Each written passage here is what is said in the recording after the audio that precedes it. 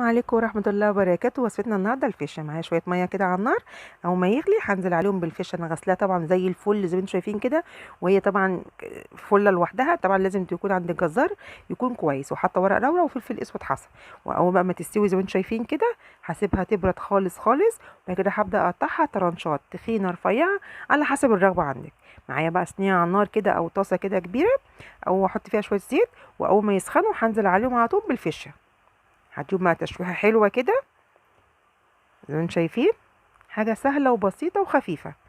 بعد كده هنزل عليهم بشوية فلفل حامي زي ما انتم شايفين كده. بقى عايزينه انتوا حامي عايزينه بارد براحتكم خالص. او بقى ما تتشوح كده وتتحمر، هنزل عليها بتوم وكمون وشوية شطة صغيرين وملح. دي ما تحطلهاش لا خل ولا ليمون. وانا بقى كنت عاملة شوية بومبار كده او بعصبان زي ما انتوا اي حد بيسميه.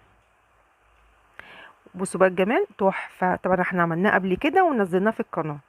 بقى شوية رز كده من الخلطة، عملتهم كده في الحلة الصغيرة كده، وطلعوا فعلا خطار يا جماعة، والطعم خطير.